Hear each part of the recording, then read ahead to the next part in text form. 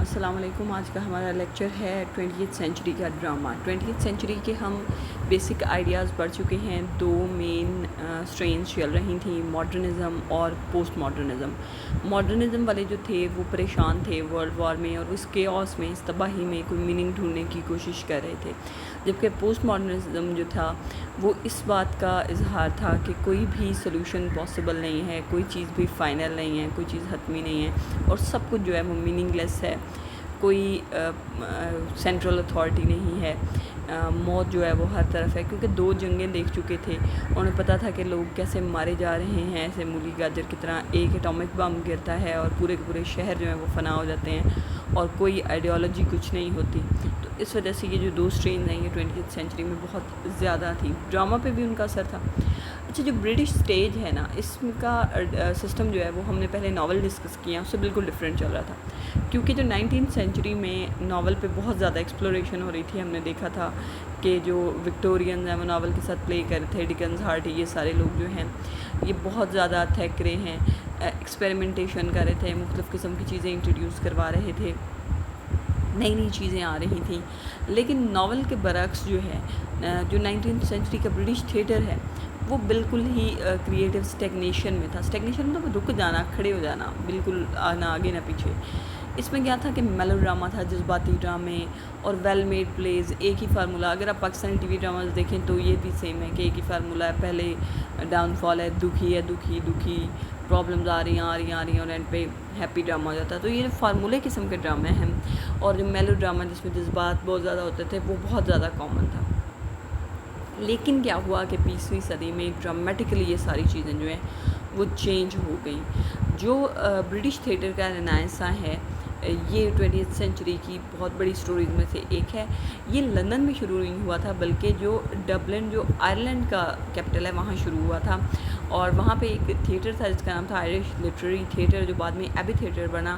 اسے WB Yeats, lady Gregory اور JM Singh نے شروع کیا تھا. اور ان کا مشن یہ تھا کہ وہ ایک ایسا تھیٹر بنا سکیں جہاں پہ آئرلینڈ کی جو ڈیپر ایموشنز ہیں ان کو دکھایا جا سکے.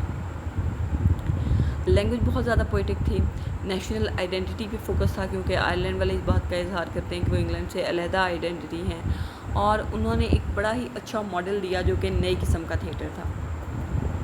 ارلی 20th سینچری کا جو سٹیج ہے وہ ناول کی طرح ایک پلیٹ فارم بن گیا جہاں نئے آئیڈیاز اور نئے آئیڈیالوجیکل کنفلکٹس جو ہیں وہ دکھائے جانا شروع ہو گئے. فرسٹ ویو جو تھے اسے ڈرامہ آف آئیڈیاز کہتے ہیں. اگر ہم ماڈرن ناول کی بات کر رہے تھے اور ہم نے دیکھا کہ یہ بہت زیادہ شیپ ہے فرائڈ اور آئنسٹائن سے، تو جو ناول ہے، ڈرامہ ہے، اس کو شیپ کیا ہے ہینریک ابسن نے. یہاں میں آپ کو یاد کرواؤں گی کہ آپ نے مسٹر چپس پہ پڑھا تھا کہ مسٹر چپس کہتا ہے کہ there was a new view, جو کہ ابسن تھا اپنے ڈسٹربنگ پلیز کے ساتھ، اور جو شاہ تھا اس کے آئیڈیاز ریپریہنسبل تھے اور اس قسم کے، کیونکہ یہ ماڈرن آئیڈیاز لے کے آ رہے تھے. تو جو ہینریک ابسن ہے اس نے ریئلسٹک پلیز دکھانا شروع کر دیے جن میں کانٹروورشل قسم کے سوشل ایشوز ہوتے تھے. اس سے جو برٹش پلے رائٹس ہیں وہ نہ صرف شاک ہوئے بلکہ وہ انسپائر بھی ہوئے. لیکن اگر کہا جائے تو جو اس انٹلیکچوئل ڈرامہ کا انڈسپیوٹڈ لیڈر ہے وہ GB شاہ یا جارج برنارڈ شاہ ہے. شاہ کے لیے جو تھیٹر تھا وہ کوئی انٹرٹینمنٹ کی پلیس نہیں تھی، بلکہ وہ کہتا تھا کہ یہ ایک سوشل اور فلاسفیکل ڈیبیٹ کی جگہ ہے. اس کے ڈراماز کو ڈراماز آف آئیڈیاز بھی کہا جاتا ہے اور تھیسز پلیز بھی کہا جاتا ہے، کیونکہ بہت زیادہ ڈسکشن ہوتی ہے. اس کے کریکٹرز ہر چیز پہ بحث کرتے ہیں، پولیٹکس پہ، ریلیجن پہ، کلاس پہ، جینڈر پہ، ایون ترقی کیا ہے اس پہ. اور اس کے ورکس جو ہیں وہ پرابلم پلیز بھی ہوتے ہیں جن میں کوئی نہ کوئی ایک جو اسپیسیفک سوشل پرابلم ہے اس کو ڈسکس کیا جاتا ہے.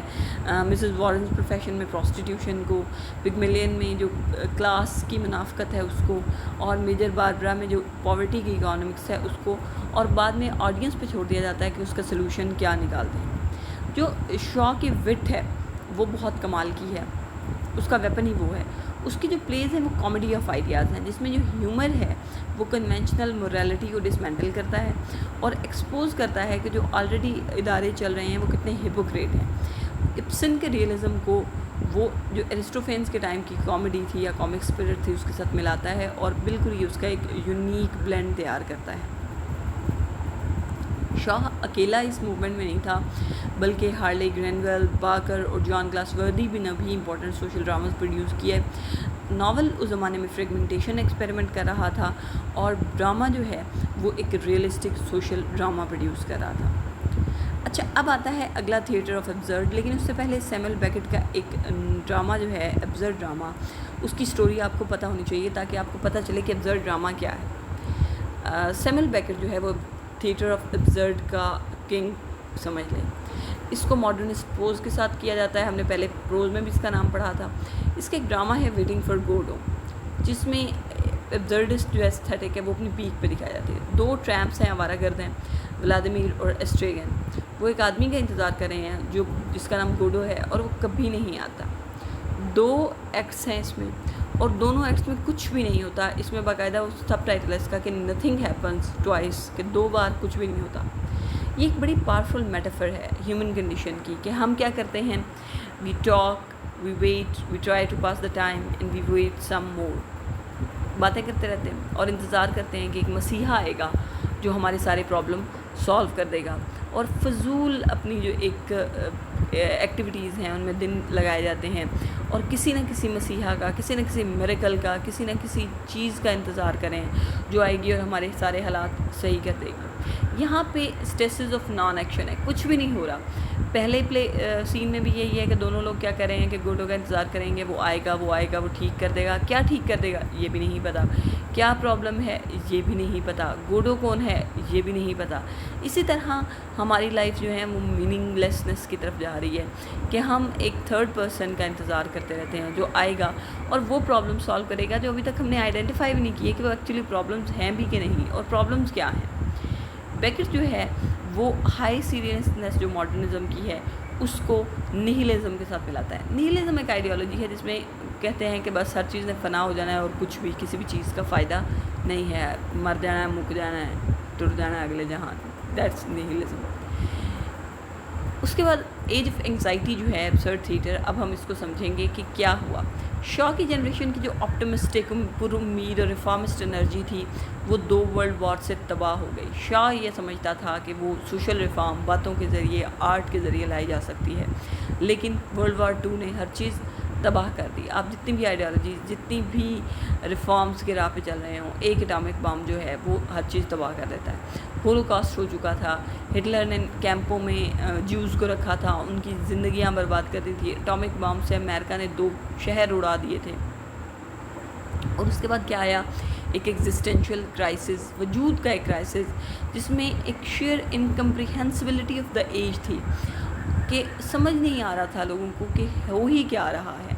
اب اس کو ایک نئی تھیٹریکل لینگویج چاہیے تھی، اور یہاں پہ آیا تھیٹر آف ایبسرڈ، جس سے ایک کرٹک مارٹن ایزلن نے 1961 میں ڈسکرائب کیا تھا۔ اس نے کہا تھا کہ یورپین برٹش پلے رائٹس ہیں 50s اور 60s کے، جو کہ ہیومن ایکسپیرینس جو ہے میننگ لیسنس، اس کو ایک نئی فارم دیتے ہیں، ڈرامٹک فارم دیتے ہیں۔ اگر آپ کو یاد ہو تو ماڈرنسٹ پراز جو ہے وہ کیوس میں آرڈر ڈھونڈ رہا ہے، جبکہ ایبسرڈسٹ ڈرامہ جو ہے وہ سمپلی کیوس کو پریزنٹ کر رہا ہے کہ یہی کیوس چل رہا نا، اور ہمیں ہنسنے یا رونے کی کہتا ہے۔ آپ دیکھیں گے، اگر آپ انشاءاللہ پڑھیں گے، یہ جب ہم ڈرامہ پڑھیں گے اس میں ویٹنگ فار گوڈو پڑھیں گے، اور آپ کو اندازہ ہوگا کہ یہ کتنا پاورفل ڈرامہ ہے، کیونکہ امپاسبلٹی ہے کہ کوئی آرڈر نہیں آئے گا، کوئی مسیحا نہیں آئے گا، کبھی چیزیں ٹھیک نہیں ہوں گی۔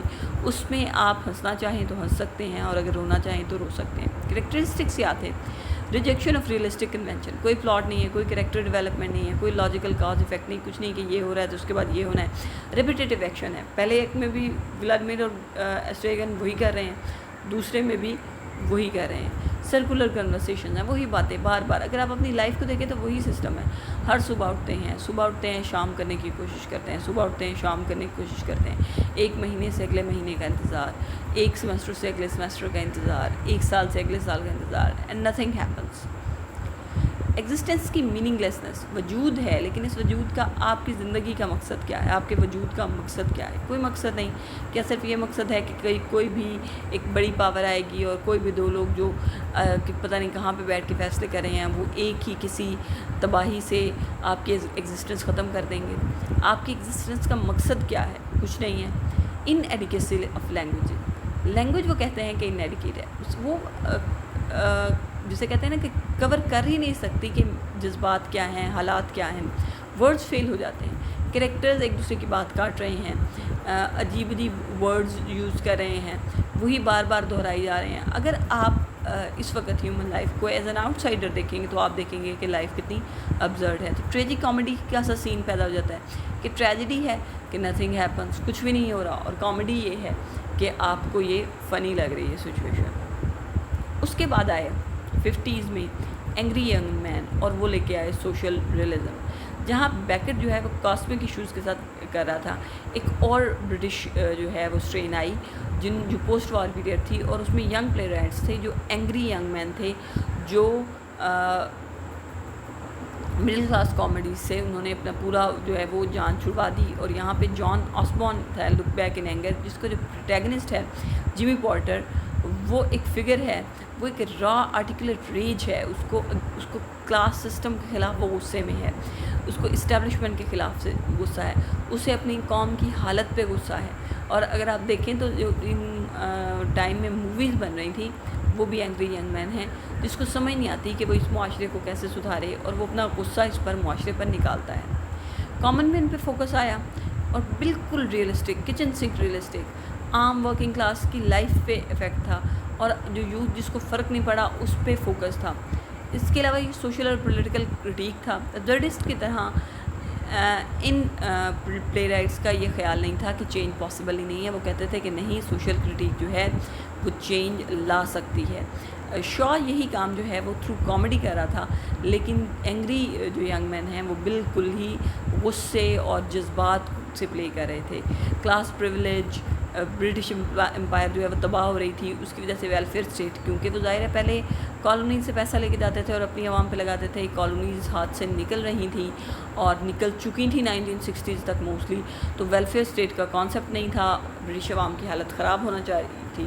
وہاں نیو وائسز آئیں, جس میں آسبورن ہیں, آرنلڈ ویسکر ہیں, اور دوسرے ہیں, جنہوں نے ایک نئی وائٹیلٹی اور پیشن جو ہے وہ 60s اور 70s کے پولیٹیکل تھیٹر میں وہ لے کر آئے. پوسٹ ماڈرن ڈرامہ میں کیا تھا؟ پلے فلنس ہے, پسٹیش ہے, اور collapse of memory. Post modernism جو ہے وہ ماڈرنزم اور ابزرڈزم کی سیریسنس کو چیلنج کرتا ہے, اور اس میں ایک پلے فل, سیلف اویئر اور ایک ڈزی قسم کی ایکسپلوریشن ہے تھیٹریکل فارم کی. راڈنی سمرٹ کہتا ہے, اپنا جو اس کی اسٹڈی ہے پوسٹ ماڈرن ڈرامہ کی, اس میں ڈیفائن کرتا ہے کہ ایک سنتھیٹک فارم ہے, اور یہ ہر قسم کی فارم کو مکس کرتی ہے. اس میں ریئلسٹک بھی ہیں, اس میں ابزرڈس بھی ہیں, اس میں ایپک کے تھیٹریکل ٹیکنیکس بھی ہیں.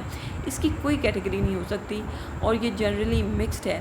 اس میں کوئی رزلٹ بھی نہیں نکلتا, بلکہ پاسبلٹی اور ملٹیپلیسٹی آتی ہے. اور کوئی جو پرانی کلوز فارم ہے ان میں کوئی سنگل پرپز ہوتا تھا, وہ اس میں نہیں ہے. یہ آپٹیمسٹک بھی ہے, کیونکہ یہ نہلسٹ بننے سے انکار کر دیتی ہے. یہ اس بات پہ بلیو نہیں کرتی ہے کہ ہر چیز ختم ہونے والی ہے, بلکہ فلوئڈ اور open ended view of the world ہے. ہر کوئی اپنی مرضی کا نتیجہ جو ہے ڈرامہ سے اخذ کر سکتا ہے. میٹا تھیٹر, میٹا فکشن ہم پڑھ چکے ہیں کہ جس میں ناول کے اندر ناول پہ بحث شروع ہو جاتی ہے, اور وہ رائٹر آپ کو شو کرتا ہے کہ وہ ایک ناول لکھ رہا ہے. اسی طرح میٹا تھیٹر میں پلے کے اندر وہ یہ ایکٹ کرنا شروع ہو جاتے ہیں کہ یہ پلے ہو رہا ہے. اگر آپ ابھی بھی ڈراماز دیکھیں تو بعض اوقات آپ کو فیل ہوتا ہے کہ جو کریکٹر ہے وہ آپ سے بات کر رہا ہے, وہ اپنی جو ارد گرد کے لوگ ہیں ان سے بات نہیں کر رہا. تو یہ ایک میٹا تھیٹر تھا. پیسٹیج کیا ہوتا ہے؟ ایک ٹوٹا اٹھاتے ہیں پرانے ڈرامے کا, یا پیروڈی کرتے ہیں, اس کی نقل بناتے ہیں, یا ایک ٹوٹا اٹھاتے ہیں اور اس کو ریکریٹ کرتے ہیں. تو پیسٹیج اور پیروڈی بہت زیادہ کامن تھی. شیکسپیئر کی پیسٹیج بہت زیادہ کامن تھی. اس کے بعد پلورلزم کے آئیڈیاز تھے کہ کوئی سنگل ٹروتھ نہیں ہے, ضروری نہیں ہے کہ جو میں کہہ رہی ہوں وہ سچ ہے, یا جو آپ کہہ رہے ہیں وہ سچ ہے. ملٹیپل پرسپیکٹیوز ہو سکتے ہیں سچ کے. اور جو پلے رائٹس تھے وہ ایز پلے فل انٹلیکچوئلس کام کرتے تھے. پوسٹ ماڈرن پلے رائٹس میں ٹام اسٹاپرڈ ہے, ہیرلڈ پنٹر ہے, اور کیرل چرچل جو ایک خاتون ہیں وہ. ٹام اسٹاپرڈ نے کیا کیا کہ جو روزن کرینٹس اور گلڈنسٹرن ہیں, جو آپ نے ہیملیٹ میں پڑھے ہیں, آر ڈیڈ, ان کے نام سے اس نے ایک ٹکڑا اٹھایا اور ان کی سٹوری جو ہے وہ اپنے پورے پلے میں لکھی. پنٹر کو کامیڈی آف مینس کہتے ہیں, اور وہ کہتا ہے کہ وہ سائلنسز اور پازز جو ہیں ایوری ڈے ڈائلاگ میں, اس سے ایک ٹیریفائنگ سینس آف انسیڈ, یعنی ایسی باتیں جو نہیں کہی جاتی, اس سے وہ ایک تھیٹریکل ریالٹی پیدا کرتا ہے. اس کے بعد کیرل چرچل ایک خاتون ہیں جن کا پلے ہے ٹاپ گرلز, اور وہ اس میں بہت سارے ہسٹوریکل اور فکشنل فیمیل فگرز جو ہیں وہ ڈنر پارٹی پہ اکٹھے ہوتے ہیں، اور پھر ایک فریگمنٹڈ اور ریئلسٹ اسٹوری آتی ہے جو کہ تھیچر کے ایرا کے جو انگلینڈ ہے اس کو شو کرتی ہے. اور وہ یہ جو کیرل چرچل ہیں وہ پوسٹ ماڈرن اسپرٹ کو ایمباڈی کرتی ہیں کہ ڈی فیملیرائز دا اسٹیج. اور فیملیئر جو ہے آپ دیکھتے ہیں کہ آپ ان سارے کریکٹرز کو جانتے ہیں اور اچانک وہاں پہ ان ایکسپیکٹڈ ٹوسٹس اور ٹرنس ہونا شروع ہو جاتے ہیں. تو یہ تھا 20th سینچری کا ڈرامہ جس میں ماڈرنزم تھا، پوسٹ ماڈرنزم تھا، شاہ اور ابسن کے ریئلسٹک پلیز ہیں، اس کے بعد ابسرڈ تھیٹر آتا ہے، اور اس کے بعد اینگری تھیٹر آتا ہے. اگر آپ اینگری تھیٹر کو دیکھیں تو وہ شاہ اور ابسن کی طرح سوشل کرٹیک پہ ہی ہے، لیکن جو وہ لوگ جو شاہ ہیں اس کی جو کی کریکٹرسٹکس ہے وہ اس کی وٹ کا پلے ہے، اس کی کامیڈک ٹون ہے.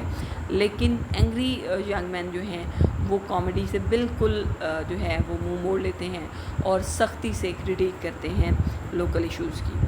یہ آج کا لیکچر تھا. Thank you.